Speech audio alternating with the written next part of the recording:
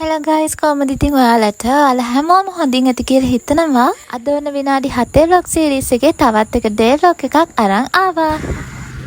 පේනවද අර කළු පාට පුල්ලි තියෙන සුදු පාට නැට්ට දිග නයාව? අන්න එයා කොටු පවුරේ ගාලු වහසයි විතරක්ම දන්න ලස්සන රහසක් කියන ගමන් තමයි ඉන්නේ. නෑ ළමයෝ, ඒ නැට්ට දිග පත සරුංගලයා.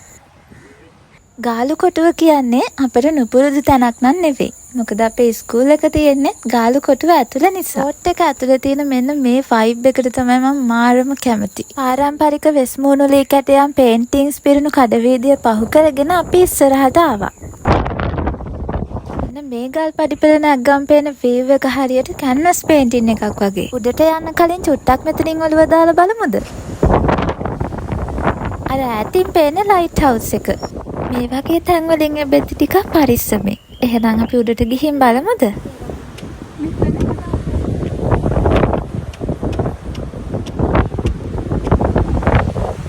බලන්නකො මං කිව්ව බොරුද කියලා. මම චිත්‍රාන්තින නිසාද මන්දා මට දැනෙන්නේ මං පේන්ටින් එකක් ඇතුළේ ජීවත් වෙනවා කියලා. මං හිතන්නේ මොහොත එක්ක මට තියෙන ආත්මීය බැඳීමක්. මොකද කිව්වොත් මොහොත හුලං ඇවිල්ලා ඇඟේ වදින හැම තප්පරේම මට දැනෙන්නේ හරිම නිවුණු හැඟීමක්. තවත් වෙලාවක මේ විශ්වයේ ඈත කෙළවරක තියෙන ලස්සන තැනක මගේ හිත අතරමං වෙලා වගේ දැනෙනවා. මට හිතෙන්නේ මිනිස්සෙට ජීවත් වෙන්න ඇබ්බැහියක් ඕනමයි. එහෙම නැත්තම් ඒ මිනිස්සයා නිකන් හුස්ම ගන්න මලකඳක් වෙනවා. ඇබ්බැහි වීම තමයි අපිව ජීවත් කරවන්නේ. මං හිතන්නේ මේ කොටු පවුරයි ගාලුව හසයි මුහුදයි කියන්නේ මගේ ජීවිතේ එක්තරා ඇබ්බැහියක්.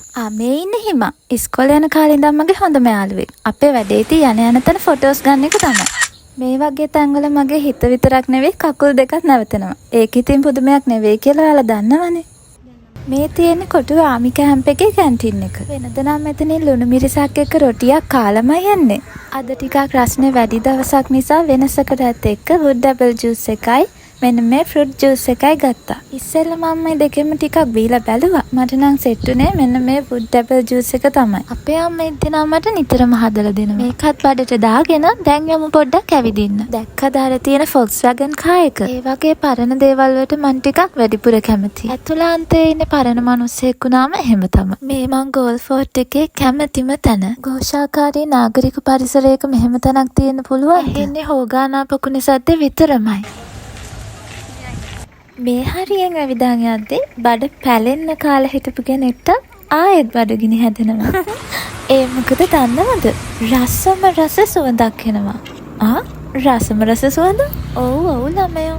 ඒ රස සුවඳ මොකක්ද කියලා අපි ගිහින්ම බලමු. මේ වෙද්දි දවල් 12ත් පහු නිසා අපි දවල් කෑමට ආවේ ඉන්දියන් හට් එකට. අපි ඉන්දියන් හට් එකේ බල්කනි එකට ඇවිත් වාඩි වුණා. පේනවද ලස්සන වීව් එක? සනීපෙට මොහොත හුලං වැදි ලස්සන බල ඉද්දි මෙනු එකත් අතට ආවා.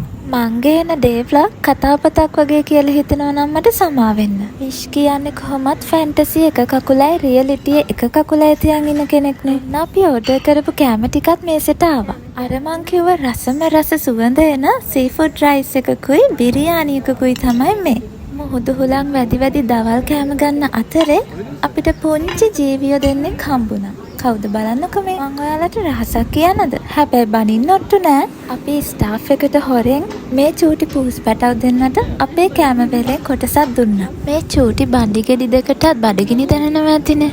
මෙයාලා මෙතනට ඇවිත් කන් ඉල්ලන එක සමහරුන්ට නම් වදයක් වගේ පේනවා ඇති. ඒත් ඒ අය බඩගිනි ඉදී අපිට නම් බලන් ඉන්න බැරි වුණා. දවල් කෑමෙන් පස්සේ යන්නේ කොහෙද කියලා අපිටත් හිතාගන්න බැරි වුණා. මොකද අපි කිසිම ප්ලෑන් එකක් නැතුව ආපු ගමනක් තමයි මේ. ඒක තමයි දැන් මම මේ ඔළුව හැරුණු අතේ කැමරාව අල්ලන්නේ. ඔයාලත් අපි වගේද? හිතුණා එළියට බැස්සා ආවා. ඉතින් ඊට පස්සේ අපි ආවේ බැරිස්ටා එකට. මේ වෙලාවේ නම් මට වීඩියෝස් වැඩිය ගන්න උනේ නැහැ. ෆෝන් එකට බඩගිනි වෙලා. දැන් ඉතින් පවර් බැංක් එකේ පිහිට තමයි.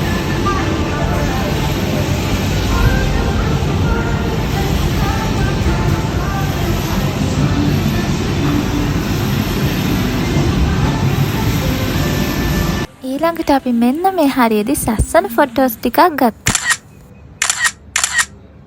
මේ අපේ ඉස්කෝල ළඟ පාර. එතකොට මේ රතු පාටින් ඉඳන් යන්නේ අපේ ඉස්කෝල නංගිලා ටික. අවුරුදු ගානකට කලින් ආවගේ පුරුදු පාරවල් වලම ආයේ යද්දි දැනෙන්නේ හරිම අමුතු හැඟීමක්. හරියට නිකන් ආයෙමත් ඒ කාලේට යන්න තිබ්බනම් වගේ.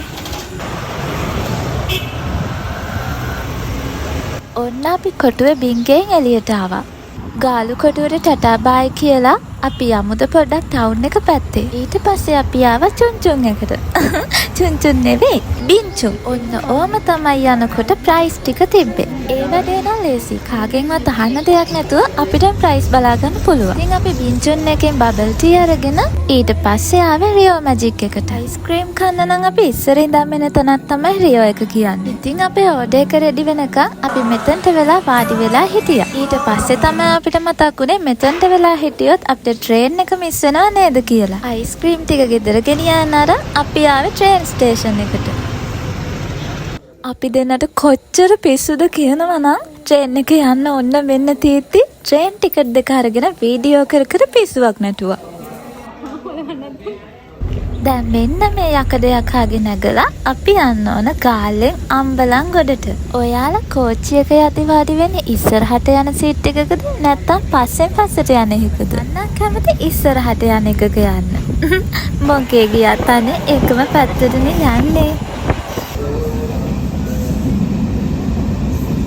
බබල් ටී එකක් බිබී පොතක් කියවන ගමන් කෝච්චියේ යද්දි තමයි ජීවිතේ ජීවත් වෙනවා කියලා දැනෙන්නේ. මේ ලෝකෙ මිනිස්සු විවිධාකාරයිනේ. එක එක්කෙනාට තියෙන්නේ එක එක ආසාවල්. ඉතින් මේ ලෝකෙ මං ආසම දෙයක් තමයි පොත් කියවන එක. එහෙනම් අදට අපි නවතින්නද? ඉතින් මේ තමයි ශ්‍රී ලංකාව කියන පුංචි දූපත් රටේ 3 වෙනි පන්තියේ කෝච්චි පෙට්ටියක ගෙදර යන ගමන් ඉන්න මගේ ලස්සන දවසේ කතාව. එහෙනම් අදට මගේ මිනිත්තු 7 කතාව ඉවරයි. ඊළඟ දවසේ ආයෙත් ලස්සන මිනිත්තු 7ක් අරන් එනකන් ඔයාලා පරිස්සමින් ඉන්න.